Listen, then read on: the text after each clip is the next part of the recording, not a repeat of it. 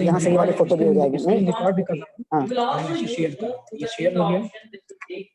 अब जो मैं पढ़ाऊंगा दिखाई देता रहेगा। सब कुछ अब बच्चों को स्क्रीन दिख रहा है, यहाँ देखिए। और यहाँ से ये रिकॉर्डेड हम भेज सकते हैं। देखिए ये स्क्रीन आ गया ना, ये स्क्रीन दिखने लगा बच्चों को। ओके, अब यहाँ पे एनसीईआरटी की बुक आ गई। अब ये बुक आ, पेज चेंज करना है। अब यहाँ पढ़ाते रहिए। ये पढ़ा चुके हैं, पेज चेंज करना है। हम यहाँ आइए ना। अच्छा हाँ सही, thank you.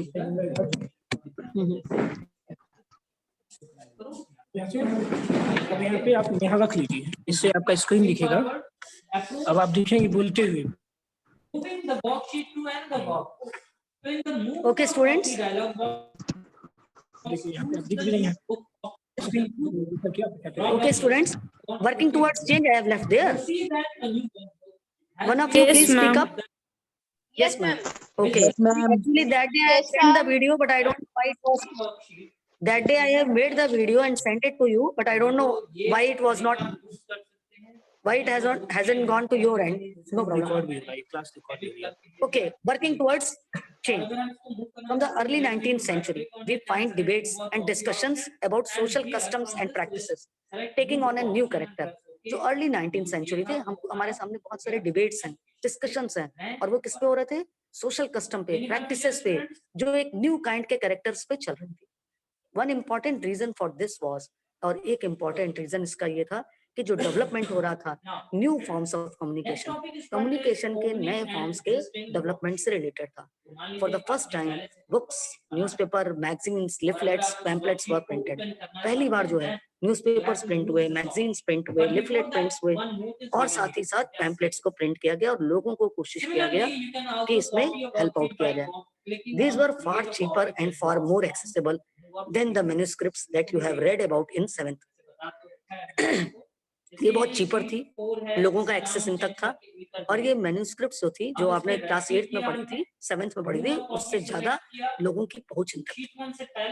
Therefore, ordinary people could read these। इसका रिजल्ट ये हुआ कि ऑर्डिनरी लोग इसको आराम से रीड कर पा रहे थे, पढ़ पा रहे थे, और many of them could also write and express their ideas। बहुत सारे लोग जो थे अपने आइडियाज को रिफ्लेक्ट कर सकते थे अपनी लैंग्वेजेस में।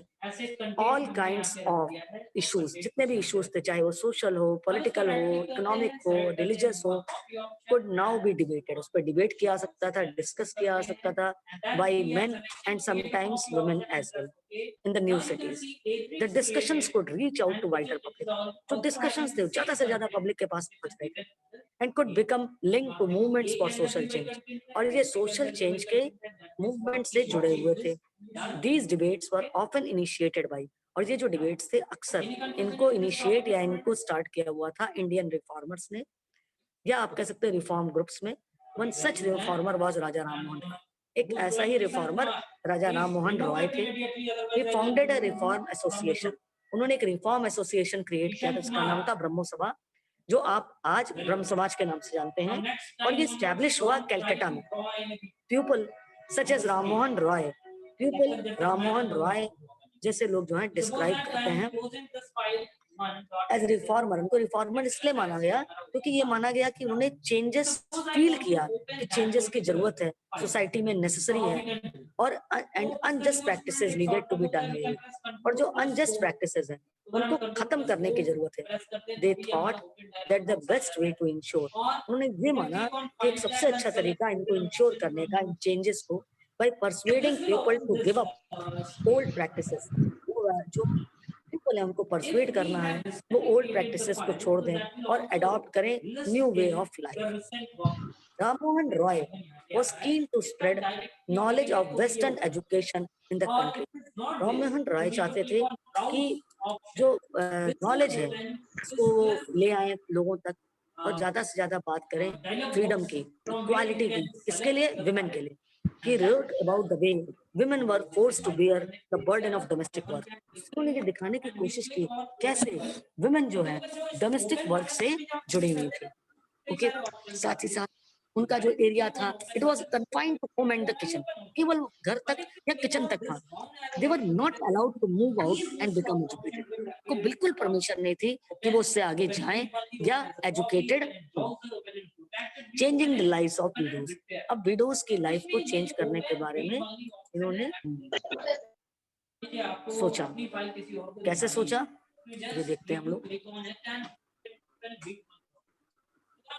Ram Mohan Roy was particularly moved by the problem widows faced in their lives. Ram Mohan Roy खासकर इस बात से परेशान थे कि किस तरह की लाइफ विडोज को उनकी लाइफ में फेस करनी पड़ती थी। He began a campaign against the practice of sati. सती के खिलाफ, सती के प्रैक्टिस के खिलाफ उन्होंने एक कैंपेनिंग स्टार्ट की। Ram Mohan Roy was well versed in Sanskrit. Ram Mohan Roy जो थे संस्कृत में वेल वर्स थे, पर्शियन में और बहुत सारी अदर इंडियन और यूरोपियन लैंग्वेजेस में। And he tried to show through his writings, उन्होंने अपनी राइटिंग से दिखाने की कोशिश की that the practice of widow burning, widows को जलाना की जो प्रैक्टिस है, इसका कहीं भी कोई सैंक्शनिंग नहीं है। एंशिएंट टेक्स्ट कहीं नहीं दिखाते हैं कि विडोज को जला देना है। अर्ली 19th सेंचुरी में ऑलरेडी हम लोग पढ़ चुके हैं चैप्टर 7 में, बहुत सारे ब्रिटिश ऑफिशियल उन्होंने इंडिया के ट्रेडिशन कस्टम्स को क्रिटिसाइज करना शुरू कर दिया था और वो ये मान के चल रहे थे कि राम मोहन रॉय, वो तैयार थे राम मोहन रॉय को सुनने के लिए, क्योंकि वो मानते थे कि राजा राम मोहन रॉय जो थे वो एक लर्नेड व्यक्ति थे, लर्नेड पर्सन थे। इन 1829 सती वॉज बैन। 1829 में सती प्रथा को बैन किया गया और इसमें इनको सपोर्ट मिला लॉर्ड विलियम बेंटिक का। The strategy adopted by Ram Mohan was used by later reformers as well. जो strategy adopt की राजा राम मोहन रॉय ने, वो बाद के रिफॉर्मर्स ने भी यूज की।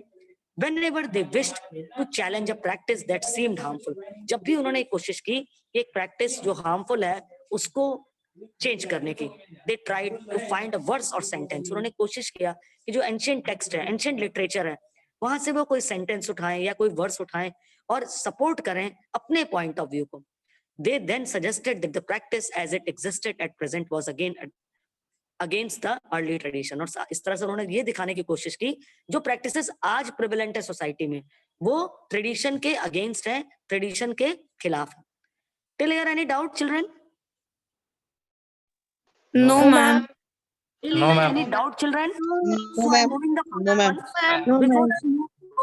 Okay, that's more than enough. Before I move further, you can see the hook swinging festival. ये हुक स्विंगिंग फेस्टिवल जो था ये एक पॉपुलर फेस्टिवल था जिसमें devotees underwent a peculiar form of suffering. इसमें डिवोटीज को एक पेक्यूलियर फॉर्म ऑफ सफरिंग आप देख सकते हो। हुक से 2 पर्सन जो है आप देख सकते हो कि लटके हुए हैं, दिख रहे हैं ना यहाँ पे। ओके, तो ये एक as a part of ritual worship था with hooks parts through their skin. ये हुक जो था उनके स्किन से टाइड अप होता था। They swung themselves on a wheel, और एक व्हील पे वो स्विंग करते थे। In the early 19th century when European officials began criticizing Indian custom, जब यूरोप के ऑफिशियल्स ने इंडिया के कस्टम्स को क्रिटिसाइज किया तो उन्होंने इस कस्टम को, इस रिचुअल्स को, हुक स्विंगिंग फेस्टिवल को इन्होंने क्या माना कि ये बारबेरिक है, यानी अनसिविलाइज्ड है, और ये एक रिचुअल ऐसा है जिसको उन्होंने सबसे पहले अटैक किया अपने क्रिटिसिज्म के तहत। अब सोर्स 1 है, आप देख सकते हो, we first tied them down to the pile. Ram Mohan Roy published many pamphlets to spread his ideas. Raja Ram Mohan Roy ने बहुत सारे पैम्पलेट समझते हैं ना, पर्चे बांटे थे ताकि वो अपने आइडियाज को स्प्रेड कर सके। Some of these were written as a dialogue between the advocate and critic of the traditional practice. Dialogue के बीच में दिखाया, एक वो जो कह रहा सती प्रथा बहुत अच्छी है, एक वो जो उसको ट्रेडिशनल प्रैक्टिस को क्रिटिसाइज कर रहा है, मतलब आलोचना कर रहा है। There is one such dialogue on सती, और यहाँ पे एक डायलॉग आपके पास सती प्रथा से रिलेटेड है। Advocate of Sati, women are by nature of inferior understanding. women जो है नेचर के हिसाब से एक इंफीरियर अंडरस्टैंडिंग है, without resolution unworthy of trust, कोई रेजोल्यूशन नहीं है, ट्रस्ट उनके ऊपर भरोसा नहीं कर सकता है। Many of them on the death of their husband, और ये भी कहा कि उनको मतलब ऐसा होता है कि वो जो है अपने हस्बैंड के डेथ होने के साथ he become desirous of accompanying them, वो तुरंत तैयार हो जाती है, इच्छा से, अपनी इच्छा से चल देती है, क्या करने के लिए, अपने आप को जलाने के लिए, सती होने के लिए। But to remove every chance of their trying to escape, लेकिन क्या किया जाता था कि कहीं ऐसा ना हो कि बाद में आंख की लपट से चलने लगे तो भागने की कोशिश करें, स्केप करें, तो ब्लेजिंग फायर से बचना चाहें, तो ऐसी सिचुएशन में क्या करते थे, बर्न करने के पहले जो पाइल होता था, फ्यूनरल पायर जो होता था हस्बैंड का, उसमें अच्छे से उसको बांध दिया था, so that they can not go away from it. Okay, opponent of sati, जो सती प्रथा के अगेंस्ट थे, उन्होंने क्या कहा, when did you ever afford them a fair opportunity of exhibiting their natural capacity? आपने कब ये अफोर्ड किया या उनको मौका दिया, एक फेयर अपॉर्चुनिटी दिया कि वो एग्जिबिट कर पाए अपनी नेचुरल कैपेसिटी को।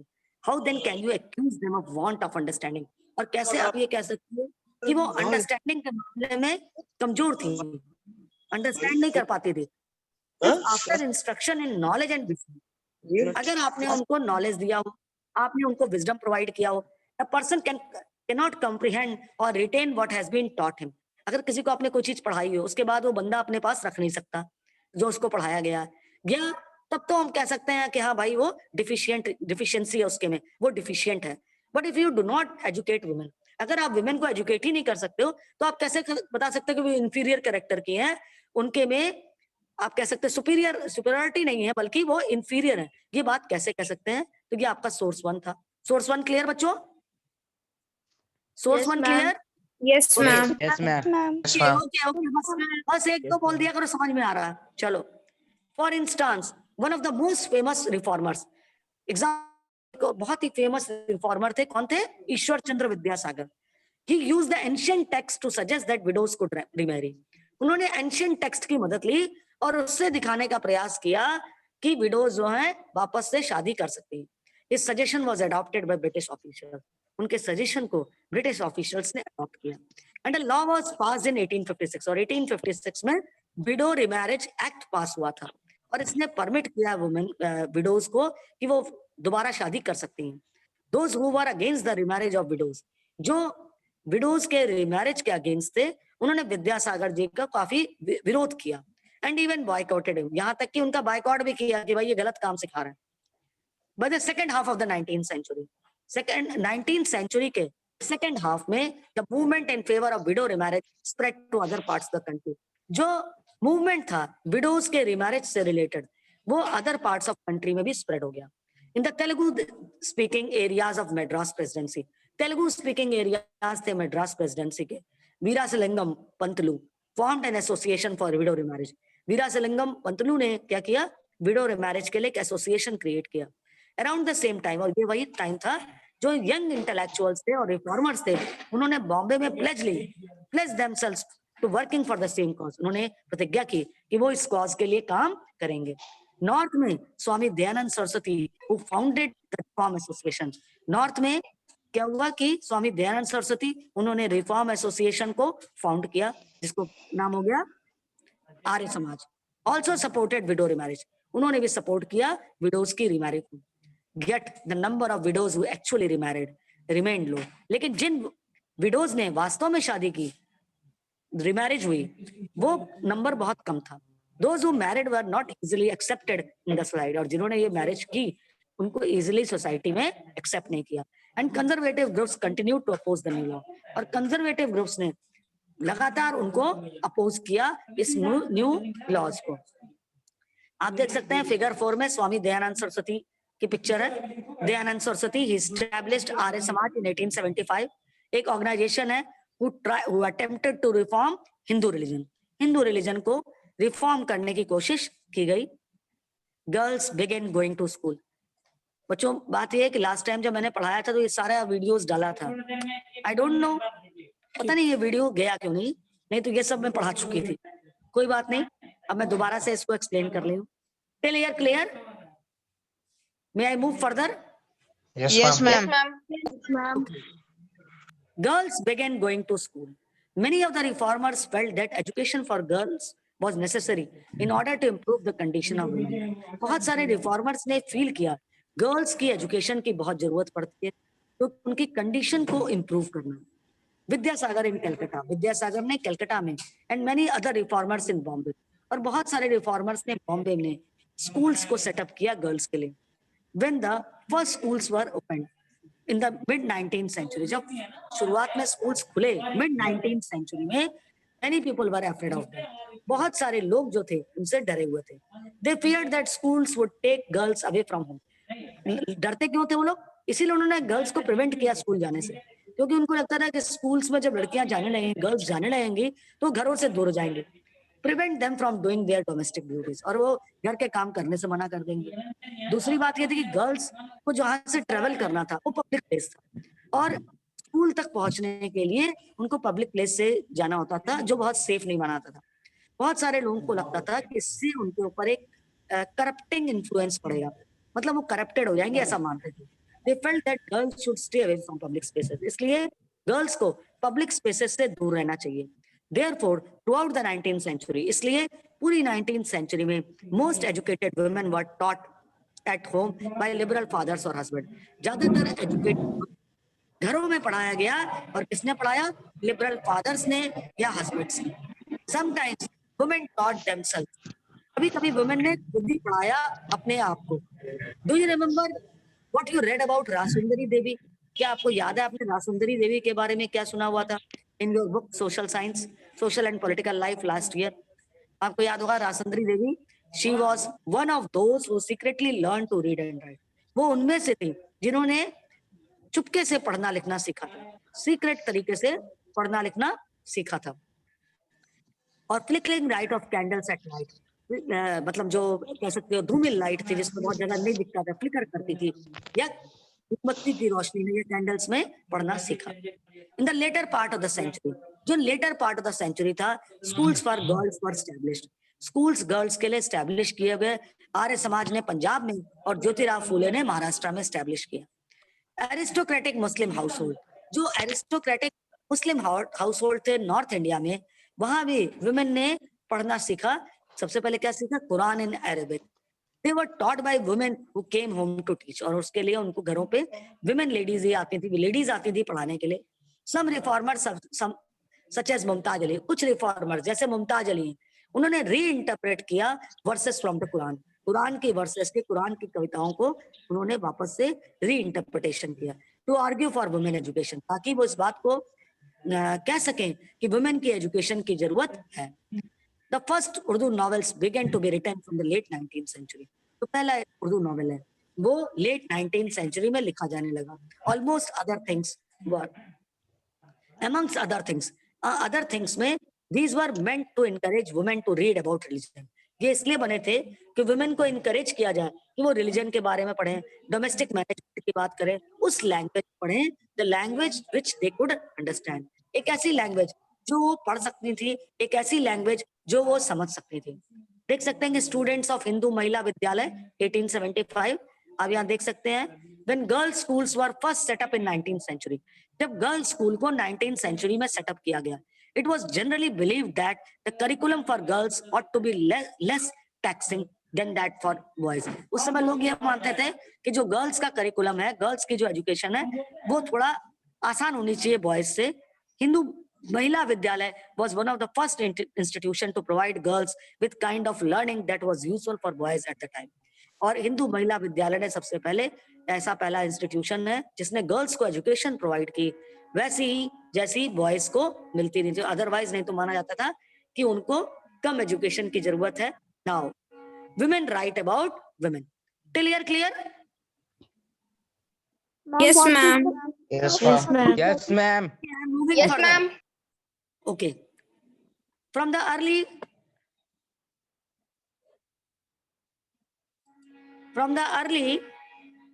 20th century, Muslim women like Begums of Bhopal played a notable role promoting education. From the early 20th century, Muslim women like Begums of Bhopal played a notable role in promoting education amongst women. Women में education provide करने में बहुत important role play किया किसने? Begums of Bhopal ने। Okay, they founded primary school for girls, उन्होंने girls के लिए प्राइमरी स्कूल स्टैब्लिश किया अलीगढ़ में।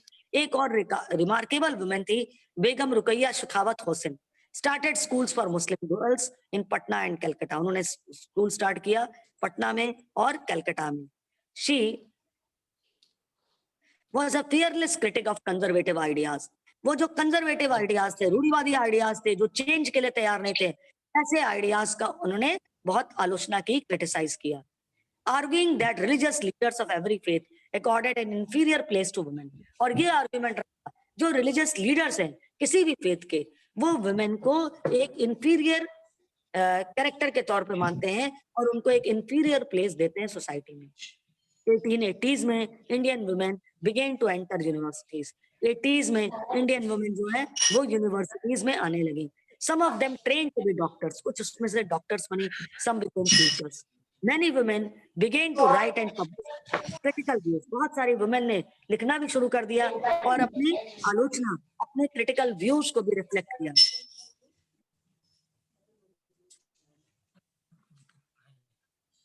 वो नहीं, मैं देख रही हूँ इसकी आवाज लगा था।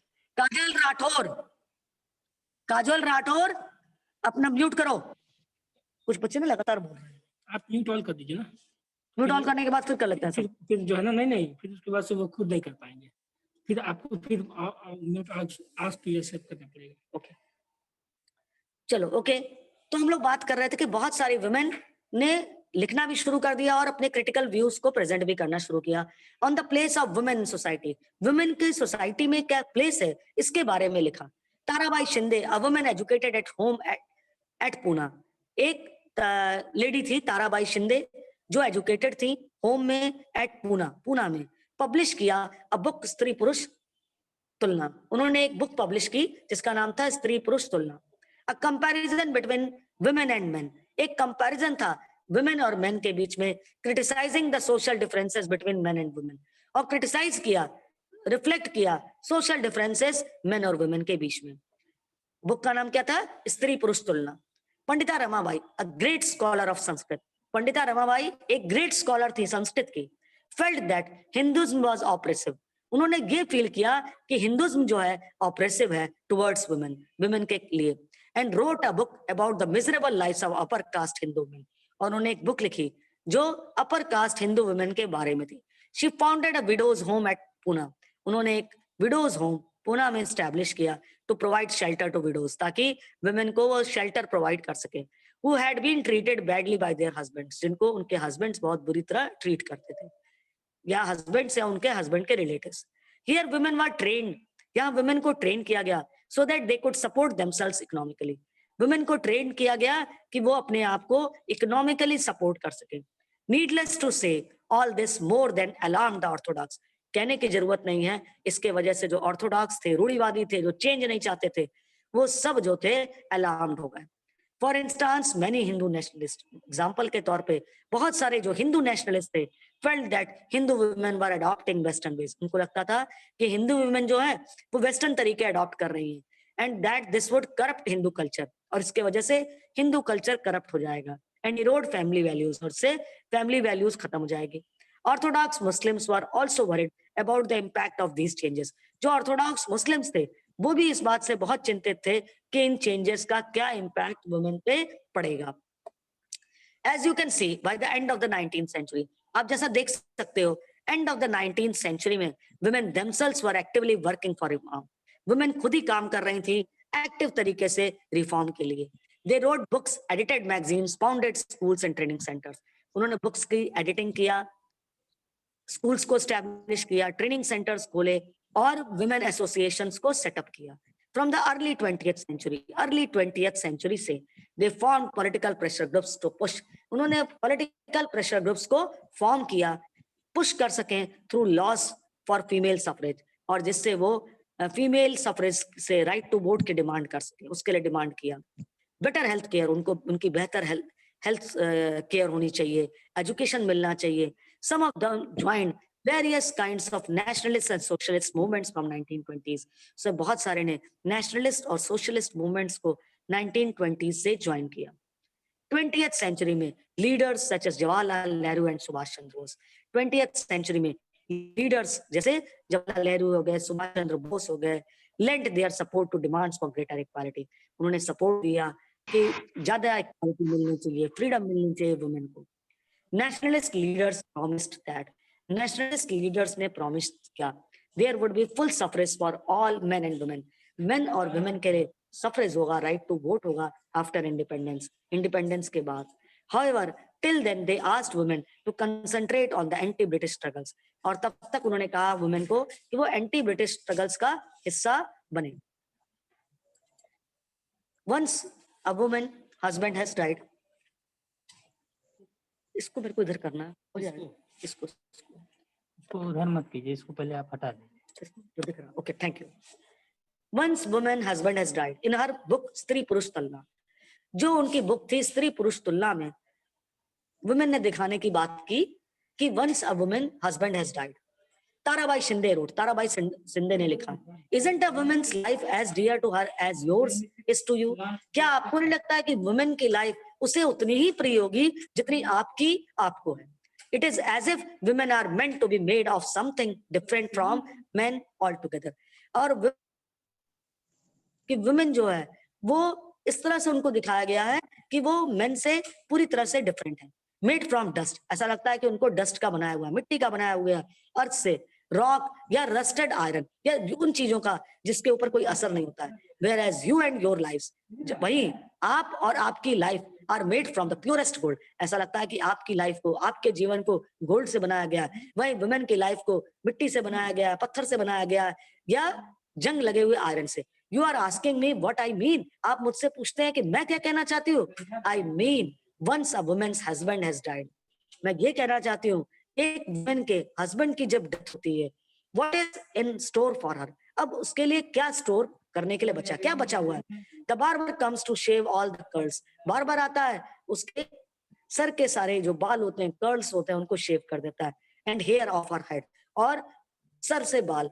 Just to cool your eyes, ताकि आपकी आंखें ठंडी रहे, कूल रहे. She is shut out from going to weddings. अब उसको मना होता है कि वो वेडिंग्स में नहीं जा सकती, रिसेप्शन में नहीं जा सकती. एंड अदर ऑस्पिशियस ओकेजन्स, जो अदर ऑस्पिशियस पवित्र ओकेजन्स हैं, वहां नहीं जा सकती. That married women go to, जहां पे मैरिड वुमेन जाती है. And why all these restrictions, और ये सारे रिस्ट्रिक्शंस क्यों हैं? केवल इसलिए because her husband has died, केवल इसलिए कि उसके हस्बैंड की डेथ हो गई. She is unlucky, ill fate is written on her forehead. वो अनलकी है और ये बुरा भाग्य उसके फोरहेड पे, उसके माथे पे लिखा है. Her face is not to be seen, it is a bad omen. उसके चेहरे को नहीं देखना है क्योंकि वो बैड ओमेन है, यानी एक बुरा माना जाता है. ये ताराबाई ने, शिंदे ने स्त्री पुरुष तुलना में लिखा और बात करने की कोशिश की. Law against child marriage. With the growth of women organisation के ग्रोथ के साथ and writings on these issues, और इन इश्यूज पे राइटिंग्स के बाद, the momentum for reform gain strength. जो मोमेंटम था रिफॉर्म से रिलेटेड, उसको स्ट्रेंथ मिली. People challenge another established custom. लोगों ने एक और एस्टैब्लिश्ड कस्टम को चैलेंज किया, दैट ऑफ चाइल्ड मैरिज. और वो कौन सा था? Child marriage. There were a number of Indian legislators. बहुत सारे इंडियन लेजिस्लेटर्स थे सेंट्रल लेजिस्लेटिव असेंबली में, who fought to make a law preventing child marriage. वो एक लॉ बनाना चाहते थे जिसमें चाइल्ड मैरिज को उन्होंने प्रिवेंट किया. इन 1929 the child marriage restraint act was passed. 1929 में चाइल्ड की शादी से रिलेटेड रिस्ट्रेंट एक्ट पास किया गया ताकि वो उनकी शादी, बच्चों की शादियां ना हो सके. Without the kind of bitter debates and struggles that earlier laws had seen. लेकिन इस बार जो है बहुत ज्यादा डिबेट नहीं हुआ. अर्लियर लॉज जब पास हुई तो उसमें बहुत लोगों ने डिबेट किया, बहुत लोगों ने बात की. लेकिन इस बार इस एक्ट के हिसाब से no man below the age of 18. कोई भी मैन 18 साल से कम का, और women below the age of 16, women 16 साल से कम की, उसकी शादी नहीं हो सकती थी. Subsequently these limits were raised to 21 for men and 18 for women. आज आप जानते हैं मेन के लिए कितनी है? 21, और वुमेन के लिए